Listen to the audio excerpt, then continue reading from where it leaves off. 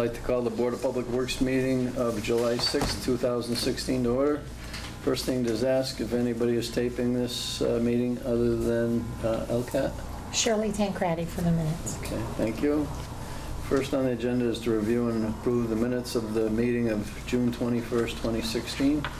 I'd like to ask for a motion to approve those. All right, I'll second that. Any discussion? No discussion. All in favor? Aye. Aye. And we'll skip down to the superintendent's report. Thank you. Only have a few items to update the board on today. I want to give the board an update on the Maple Shade Avenue work that Columbia Gas has planned. We talked about at the last meeting that we're going to defer the water main work to give them a chance to get in and get their work done. They are planning to start the middle of next week. They're going to be laying a 6-inch medium pressure gas main from essentially the middle of the Elm Street intersection up to just short of North Main Street. What they're doing as part of this project, in addition to replacing the old cast iron main, they're expanding their medium pressure system onto Maple Shade Ave, where they currently have a low pressure system. They're also going to be replacing the gas line in Melody Lane and a portion of Fairview, again for the same reasons, that it's currently a low pressure system and their standard is to move everybody over to the medium pressure system. They're going to be in Maple Shade, they believe, for about 6 weeks, doing the mainline work and doing the cross trenches as well. They're aware that they need to be out of Maple Shade before school starts, so they're going to be wrapping up before the end of August, so that the trenches can all get backfilled, compacted, and patched with a full depth patch. It's not going to be a 2-inch patch, it's going to be the full depth, 4 or 5 inches or whatever is there now. And part of that is that patch then will have to last us most likely through next year and possibly into the following year. Right now, our thought is that Columbia Gas will get in this year, do their work. We will get in then during the summer months next year to do the water main work. So we'll now have 2 trenches on the street. Let those trenches overwinter during the winter of 17 into 18, and then come in and do a full reconstruction project on Maple Shade Avenue at that point. Most likely at least mill and overlay, if not some additional improvements, at that time. Have we run any cameras down into sewer mains? We haven't been down the sewer mains yet, but we will be doing that obviously before. That's been our standard practice now. Before we are looking at the catch basins, we're looking at existing utilities before we do any repaving projects. Are they going to be right next to their existing line? Is they going to stay right there? Because they're on one side of the street and we're on the other, correct? Most of their main is going to stay to the south of their existing main, which is good. It gets them closer to the curb line. As they get into Elm Street, or when they start in Elm Street, they're actually going to be starting on the north side of the intersection to avoid the traffic loops, and then they're going to jump across our water main and get back onto the south side of the roadway. And when they're all said and done, we've already talked to them that as we clean up Maple Shade Avenue a year and a half, 2 years from now with a full reconstruction project, they will then come in and mill and pave the intersection. So we'll see a patch there for the next year and a half or 2 years, but then when we're done, that whole intersection will be remilled and put back looking like it does today. Good. Will they coincide when we run down Maple Shade? Yeah, they'll come down. All the repaving will happen after we're done. So, and most likely the spring or summer after we complete the water main project, because we typically want our trenches to go over winter, at least a winter for settlement purposes. So we'll be seeing we'll see 1 trench patch into next year. The following year we'll see 2 trench patches, our water main patch and the gas main patch, and then the following year from curb to curb the street will be repaved. I did want to mention that the Public Works Asset Management position has been filled with the candidate that we talked about previously. I'm going to hold off publicly mentioning his name because he hasn't announced to his current employer at this point. But it was a very strong candidate that we had identified, over 12 years of experience, came highly recommended. His game plan at this point is to be starting with us on September 1st. He has some transition to do with his current employer. He and his wife are expecting their first baby in the middle of July, so he wants to get through that and get settled before he starts with the town. But he's on board, contracts are signed, ready to go on September 1st. Is he planning on moving here? He is, yes. He actually lives in Rhode Island right now and commutes to Boston, so that's one of the main drivers. He has experience working in Western Mass. He's lived out here for a period of time, and he was really looking for an opportunity that would bring him back to where he wanted to be. Good. My next item, follow up on what we talked about at the last meeting, and I guess I can get into a little bit more detail on this since it's gone public at this point, is myself, and then in a follow-up meeting, Dan Murphy, town engineer, attended as well with the developers of the project that's being proposed at the corner of Maple and Dwight Road. It's a health care facility that is looking to tie the current skilled nursing facility and an expansion and renovation of the current skilled nursing facility with a facility that Bay State Health is looking to construct off of Dwight Road, and to turn that whole area into a campus-type setting. So you've got office rehab-type space in one portion of the campus and skilled nursing on the other portion of the campus. Obviously, the big concern is going to be traffic and traffic impacts, and we're pushing very hard to, as a result of this project, to come up with a long-term solution for the traffic issues along that. It's a very short corridor, but the corridor that starts at the Benton-Chestnut intersection goes through Maple, Dwight, and Williams, continues up to Converse. Obviously not our issue, but it all ties in together. It conceivably even has some traffic impact in Westwood that we have to pay attention to as well, in terms of how long the queuing might come back from there. So we've asked the traffic engineer working for the developer to really look at the big picture. Not all of those improvements may ultimately be the developer's responsibility, because there's an awful lot of that issue that's there now that they're not creating. But the feeling, I think, is before we can make it much worse, we need to have a solution identified and at least define what responsibilities are going to be relative to completing that solution. There's likely going to be some short-term things that the developer can do, putting in a slip lane on Maple Street, for instance, widening the street, possibly some signal coordination with maybe not signal replacement at this point. The longer-term solution might be signal replacement and other types of things, but we're kind of looking big picture, long-term plan, as well as short-term, what can be done immediately as part of the development project. That's Long Meadow traffic system there, correct? Isn't there that their light? The Maple light is theirs, and the Benton and Chestnut is ours. Okay. So those two lights don't currently communicate with each other. Oh, they don't? No, they don't.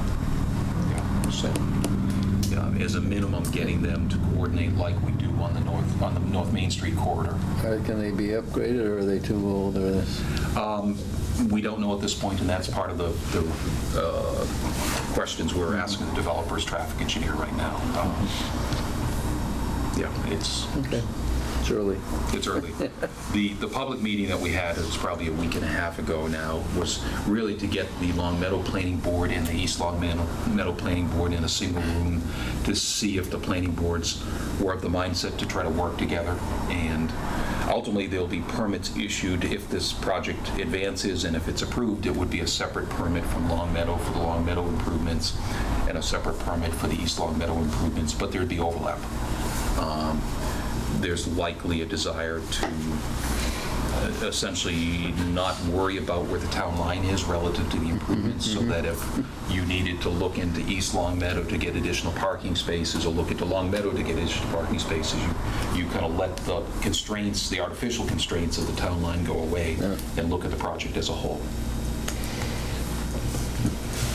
Can be interesting. Yeah, it certainly could be. It's about a 20-acre site at this point. Oh. There's one privately owned parcel in the middle of the property right now. They're talking with right now, and if they're able to acquire that, it'll basically be 13 acres in East Long Meadow and 7 acres in Long Meadow.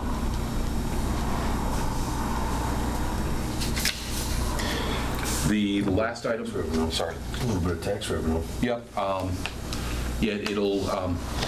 There's some interesting pieces of it, because the skilled nursing facility right now is run as a nonprofit. although the developer is very clear that both communities have to get something out of this project. It has to be a benefit to both. So we're having discussions of who provides utility service. There is some discussion of potentially looking at pilot payments, payments in lieu of taxes, things like that, and possibly changing the structure of the nonprofit a little bit so that a portion of that development becomes taxable. Where's the water and sewer coming from? The East Long Meadow could provide water and sewer on Maple Street. And one of the interesting things, as you might recall, part of our master plan would be in fiscal 18 would be upgrading the water main in Maple Street from about the high school to the town line, because that line's currently, I believe, a 6-inch line, 6-inch cast iron, or 6 inches coming from the interconnection with Springfield. So that was already on our master plan. So ideally, we would be doing that sort of in conjunction with this development, so that one, we'd have an upgraded water main, we would have the roadway reconstructed or repaved as part of the project. We can provide them with water, we can provide them with sewer service. We currently provide the skilled nursing facility with both. Okay. Long Meadow does not have water service available in Dwight Road. They do have sewer service available in Dwight Road. So the developer had been talking about connecting directly to Springfield Water and Sewers line, which runs down Dwight Road. Sort of the line that feeds us is the line that they'd be connecting to. But again, we're having some of those discussions of there needing to be benefits to the two communities, and that's one of the items on the table that, you know, it might be beneficial to East Long Meadow to provide all the water service to the entire development at essentially the same rates that Springfield Water and Sewer would provide it for. So there's really nothing to be gained by the developer, but a benefit to the town by working with us versus working with water and sewer directly. Good. Their game plan, if they're successful moving ahead at the schedule they'd like to, and they're approved, is, I believe, to be operating late in 2018, which sounds like a long time away, but the reality is it's not a very long time away. The last item I had was I just wanted to, as we got to the end of the fiscal year and we are through our first almost complete year of participating in the solar facility that's located in Hamden, I put together a summary of the performance of the facility over the past 11 months. The reason it's showing 11 months is that the solar facility came online on July 24th of last year. So we have 11 full months, essentially, of this current fiscal year. And as you look through here, the first column represents the kilowatt hours of power generated every month by the entire facility.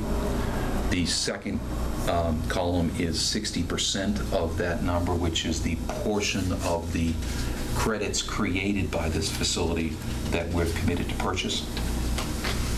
The third column is the value of those credits that we purchase. And then the fourth column is the savings that we realize because we buy those credits at a 20% discount. So what that means is over the past 11 months, we have saved about $102,000 in utility bills that gets applied directly to reducing our utility costs in town. And that's only 11 months, so we're going to be looking at 120,000 or so, and it's A little under 10 grand a month. And if you take- July is going to be a big month because that's, right. so, It, depends on actually, there's probably three factors. The length of the day. So the longer days, and we're now gone beyond the longest day of the year. So, the length of the day is going to start getting a little bit shorter. And the sunlight and the cloud cover. So if you have weather like we had in June, which was, very little cloudy weather and very long days, you're typically looking at your maximum output during those months. yep. Then what credits are actually produced depend on the value charged by the utility company, or the value of what they call the tariff, which I don't fully understand, but the tariff rate, and that varies seasonally. In the winter it's higher, in the summer it's lower.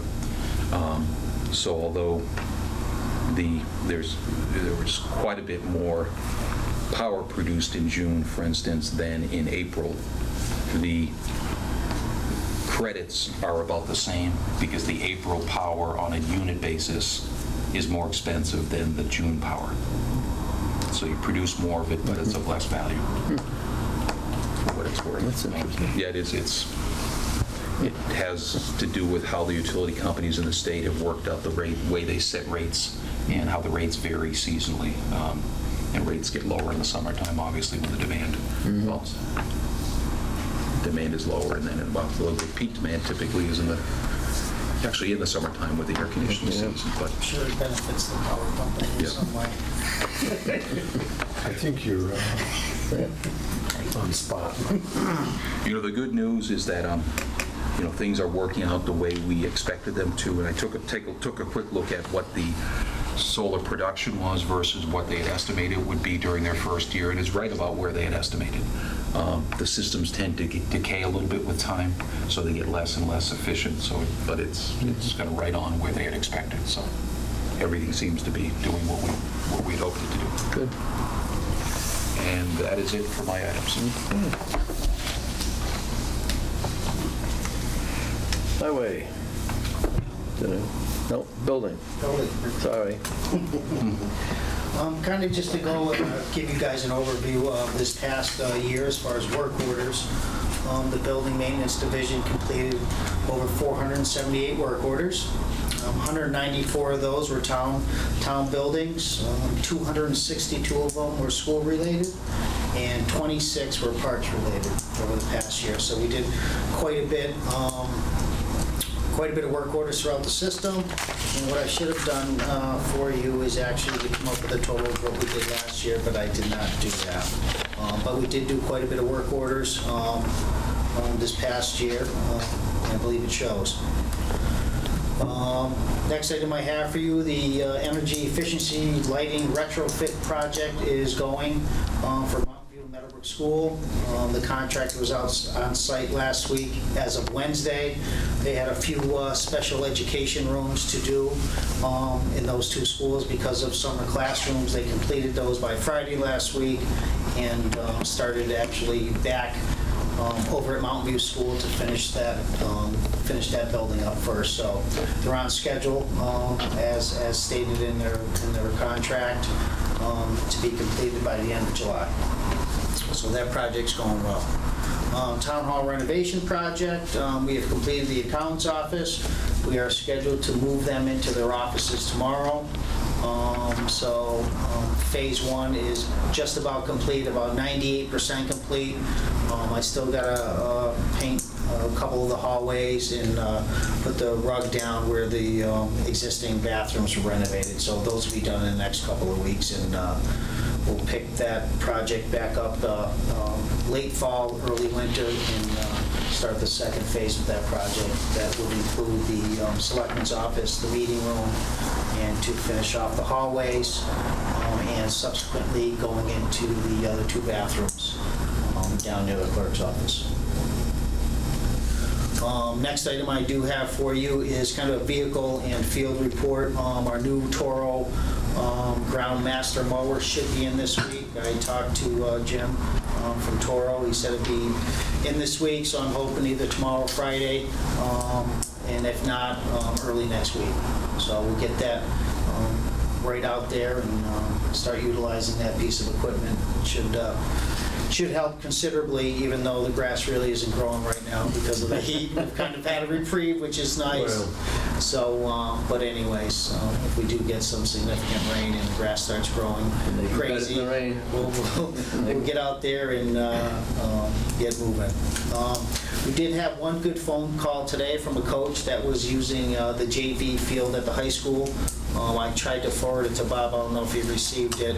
And I got an actual email from the rec department that the coach was very, very happy with the conditions of the high school and the grounds, considering the events that took place this past weekend. There was no trash on the fields. The fields were groomed. Everything was nice and tidy. So we had some good feedback from one of the coaches. And so he's very happy. All the fertilizing's been done. The Second step was completed last week, yes. So we do have the other 3 steps to be completed. The next one would be it's actually just a turf builder and actually insecticide that we put down. So unfortunately, we have to wait. I got to plan accordingly because you got to wait 30 days between applications. So I'll have to plan that accordingly. So I have to look at my calendar, and we will be doing that also. So moving forward. Another item for the board this evening is the Mountain View and Meadowbrook Playscapes. I met out with Jason Corbett from Little Tykes last Friday to review the sites, where everything was going, made sure everything that we're gonna be doing during construction, that it meets within his parameters and the size of the site and everything else. So actually visited those. Me and Joe Dunn from the Building Division Department went out today. We staked it all off, squared up the pads, and demolition and excavation with Roy's help is going to probably take place next week. Equipment for that project will be delivered on the 25th of July, and subsequently should take probably 2 to 3 weeks to complete. So we're on schedule to complete that work, obviously, before school begins. Another item for the board this evening is the vehicle preventive maintenance cost analysis I am working on now. I've reached out to Fleet Pride again, Palmer Trailer Service, and then Napa again. So I've actually received Palmer Trailers numbers today. I'm plugging those into my spreadsheet. Fleet Pride should be getting my other numbers hopefully by the end of the day tomorrow, and I haven't heard back from Napa yet for their pricing for all our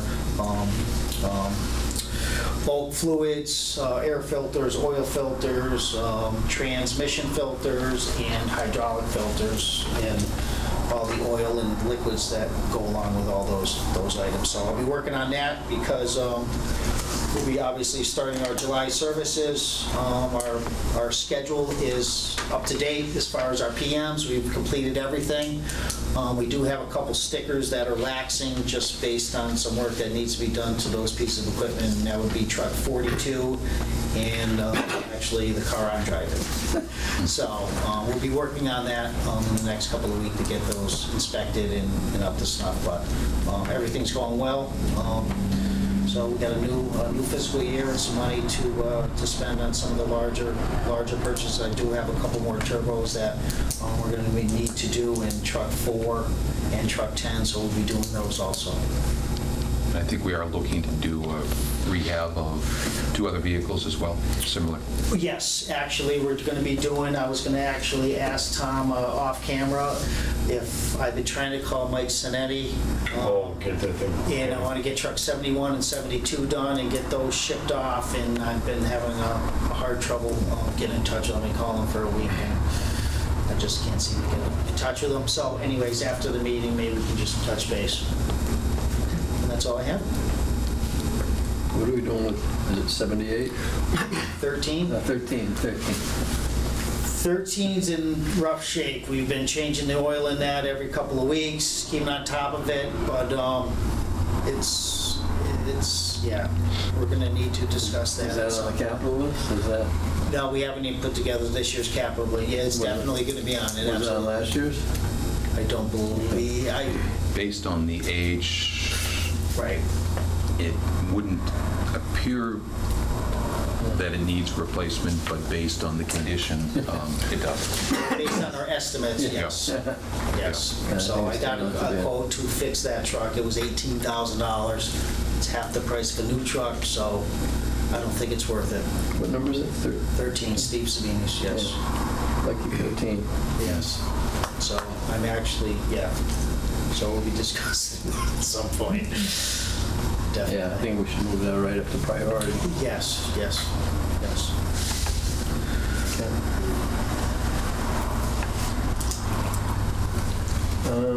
Now, to the highway. Okay, I'll start out with the John Street water. We completed 980 feet of 8-inch ductile iron now. We've made a connection to Helen Circle on the south side to give us some water for testing. We've installed four gate clusters for 4 connections. So as soon as the conditions are, everything passes, we'll be able to make those connections. 3 hydrants, 17 taps have installed. The last 150 feet of installation, we've hit ledge, the bedrock, about 18 inches down. Yeah. And it started to come up, and we're down about 18 inches now.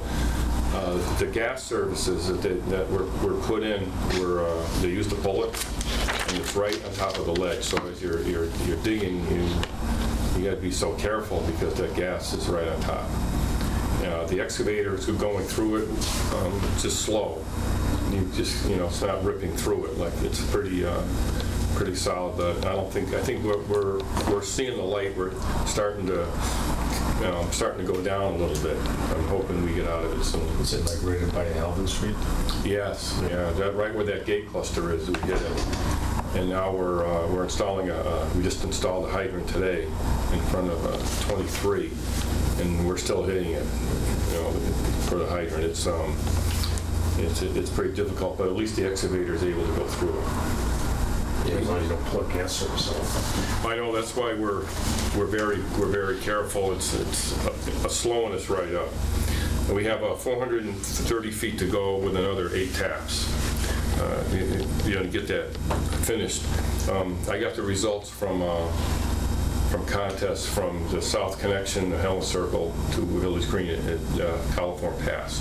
So now we're going to start the hydro testing, and then we can start from there on, doing our services. I had Steve doing a catch basin repairs, but with the carnival and 4th of July, I took him off of that. And, Tom and him have done an excellent job getting a parade route already and picking up the signs and so forth. So that's over with. He's going to start doing the catch basin repairs again. Because of the gas company doing the new installation on Maple Shade and so forth, now we're keeping up with those markouts to make sure they're all done to them. Hydrant painting, had a couple of summer help in that this senior assistance program, a gentleman's back working again. We're doing all the mains now. Hydrants, signposts, and they're straightening them out as they go. Trees, I'm starting to get a pretty good list. Waiting for a rainy day. Since we start getting some inclement weather, we'll jump right on the trees, and most of them we can get with our high lift. Green Mountain was back in the town today, finishing up on the manhole ceilings. They had done what they could back in April, and we haven't seen them. They come back today. Well, I'm hoping that they finished up on their list. Daryl's doing a great job at the upgrade. We're keeping up on the transfer station. For the future, now that it's dried up now, we're going to probably start on the culvert cleaning on Allen Street, Lantern, Harvest. Get that all cleaned up there. We'll be going back, the street sweeping, the manhole repairs, and looks like we're gonna be looking into a widening Chestnut and Shaker Road as maybe a fall project. Where else there? If you're on a Shaker Road heading south, they're right there where the new gas station is planning to go. Looks like we're gonna be widening that lane. And then How much? Good intro to Dan. Yeah, I'll give you a little more detail. okay, I'll let Dan Defer to talk Dan. that. Okay, and that's just for the future. Yep. And that's all I have right Well, let's hear about All that. right, I'll start with that one. now. So started to take a look at the Chestnut Shaker intersection on the, I guess on the northwest as you're heading south on Shaker. Looks like about 3 to 4 feet, just so you can make that right. And then the other place would be as you're heading west on Chestnut on the south side. Make enough room, again, 3 to 4 feet to get a left turn lane in there. It looks like there is a pole as you go up Chestnut. There's a pole pretty close to the curb. So that's kind of an obstruction of note right now, but the one on Shaker looks fairly simple to do. But we could start we're looking at doing some of the curb relocations, holding off, and then followed by the loop and the signal work. When were they scheduled to get going on their project? They had to file an amended permit with planning because they changed some of the pump orientations. The building really hasn't changed. That happened a month or 2 ago that was approved, and it looks like they're planning to be under construction this season, although I haven't seen anything definitive yet, but they're getting closer and closer to that. So the thought is, we'd want to have our work done either in advance of or in conjunction with the work that they're doing. The work that Dan's talking about, we could do, again, if we're looking at peak traffic time, summertime's a good time to get out there, do Right. some lane widening work. We wouldn't actually do any restriping right now. Right. Because the restriping would have to be done in conjunction with putting in new traffic loops and a new control cabinet. That's going to take some time, but we can get the curb put to where the curb needs to be now, and then as we have the time to get this controller replaced and the left-hand turn ball added, things like that, and the loops replaced as well, because they'll have to be reoriented for the alignment. You may want to talk about kind of what happens with the alignment, the left-hand turn lane and the... Just the widening on the south Yeah. to make room on Chestnut, just the widening on the south side. So I'd hold the curb line on the north side of Chestnut, Yeah. and then just pull it south a little bit just to make sure you get 3 12-foot lanes in there. And what that does is actually straightens out the traffic flow a little bit there, because there is, as you look at Yeah, down, it's a little there's a bit bit of of a a dog jog leg there. there. Yeah. And screw that. Well, I'll send it. Sure. Bob, Yep. we send a sketch Yep. around. 3 or 4 feet by how? I haven't gone back up. I'm still looking at it because there's a pole fairly close, and I think definitely has to move. And there's a second one, 50, 60 feet. So I don't know. I'm trying to figure out the exact how far I want to go back. Yeah, I think that's the thought that we have, yeah. Yep. Is this our money or developer money? We have two sources of money. We have some money that was funded this year for the controller replacement, and then we have money that the developer contributed that we have sitting in the bank right now that we can Yeah. tap into. The good thing is that the work that we're talking about right now is relatively low-cost work because it's granite curbing. We can relocate it. We'll have some pavement material to do, but pretty low cost. Yeah. The controller, the signal, that's going to cost a little bit of money, and that's where the developer's money and the town money is going to be invested. Okay, so that's that one. I'll give you just a little more update on Summers Road. They basically, it's a 2-foot cap, as you remember, 15 inches of the barrier, Adams Mountain soil, and then a 9-inch topsoil layer, basically. They placed about half the site has barrier soil layer on it, so they've made really good progress up there. I don't know if you've been out to see it, but the whole top area coming all the way down towards Adams Mountain, they finished most of that today.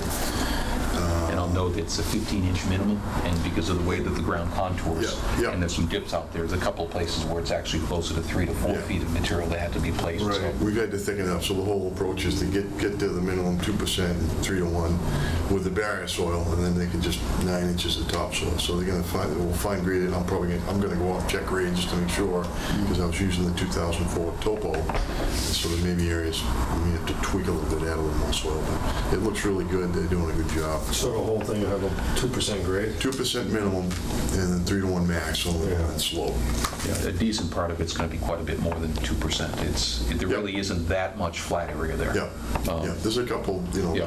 depressions in the middle, which is actually where we need the high points to get the water off. So there's a couple spots we need to bring more. They're making, good progress. They've really been only at it for a couple, 2 or 3 weeks. And the good thing is we're doing it all with our own equipment. We Yeah. did just bring in a second loader. Yep. And again, that's more for the screen, which is coming tomorrow. So they'll have one dedicated to the screen, and they'll have a second one to continue with the progress that they're making now. So then at some point in the future, when we're going to have the excavator out there when it's done on John Street, just to help with some trees on the slope. They have a tough time. They don't want to go follow with a hay bale, so then when he's the excavator, pull them back, come and drag those out. So that'll probably be just 2 or 3 days with the excavator, and then the dozer will have just to help with the grading. They can't really use the bobcat on the slope, so they want a dozer for some period of time. And we plan for it. It's all, we're doing well with the budget, and there's nothing out of it is unexpected as far as needs out there. But happy with the work, and given that they've been able to do this much, I was going to say the only, because of the difference in thicknesses, they probably laid 40% of the soil already for the site. So it's, it's early July. So I think if we keep at it, we should be fine. As long as the screening production works, we should be in good shape. It's nice and dry to screen. Yep. Just one more item on the roads, just to let you know that they're all done with the paving. About 14,000 feet of road were done, 2.7 miles. They'll be striping early tomorrow morning. Hopefully get all that done. Let's see, and then the last thing I'm working on is I'm still continuing to look at Elm Street. Hopefully have a kind of a conceptual preliminary layout within the next couple of weeks. I'm not sure if we'll get to that this fall, maybe next year project. We'll see. We'll see. We have money in the budget to get it started, and we'll, yes, depends on timing. And that's it.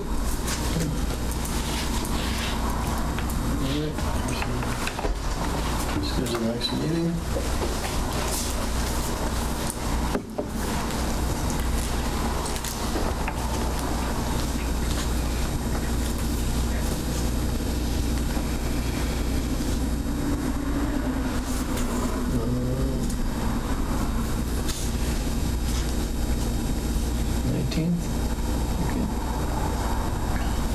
Over on 19th? Can't do the 20th. It's January special, Oh, yeah. so 19th. June 19th. Next meeting will be July 19th, 5 o'clock at the service building.